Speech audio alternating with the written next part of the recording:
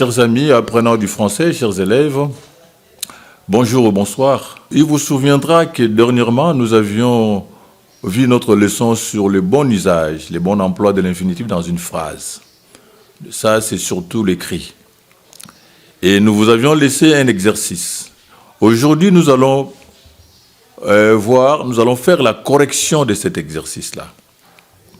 Si je me rappelle bien, c'était l'exercice numéro 10. L'exercice est le suivant. Nous avons dit ceci. Nous vous avons demandé de dire si la forme verbale soulignée est correctement écrite ou non. La forme verbale soulignée, certainement, c'est l'infinitif. Il fallait voir si l'infinitif, dans la phrase, est correctement écrit ou pas. Voici les questions. 1. As-tu pensé terminer ton devoir?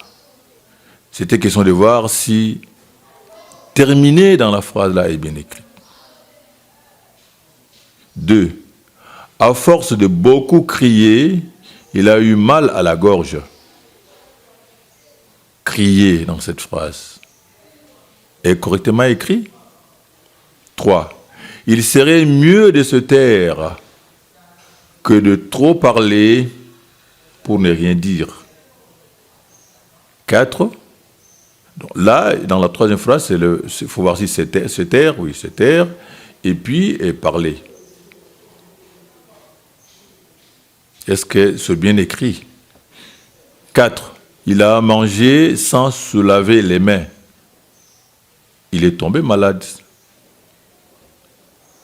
5.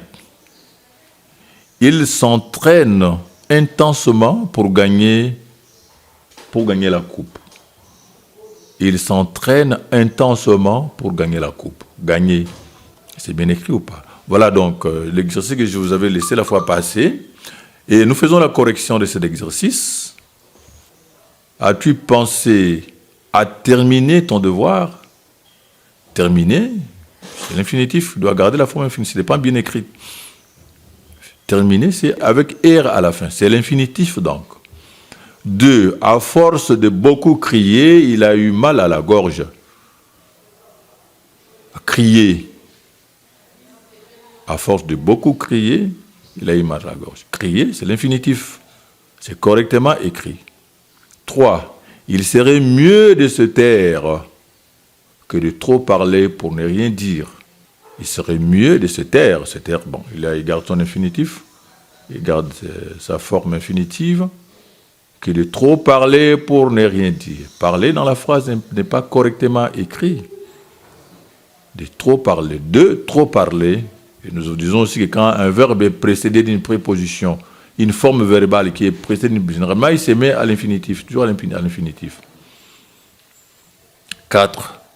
Il a mangé sans se laver les mains, il est tombé malade. Il a mangé sans se laver les mains. Se laver les mains, non, c'est pas correctement écrit. C'est pas correctement écrit.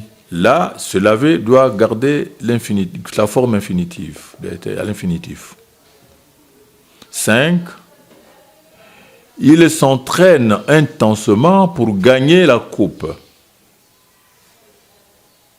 Il s'entraîne intensement pour gagner la coupe. Gagner, correctement écrit, surtout qu'il est précédé d'une préposition pour. Et il vient après un verbe conjugué. Mais ici, le problème, c'est la préposition. Sa configuration dans la phrase après une préposition. C'est surtout ça qui fait qu'il garde l'infinitif. Voilà la correction de l'exercice 10 tel que nous vous l'avions laissé. Et nous vous souhaitons, oui, bonne application toujours et à la prochaine occasion. Merci.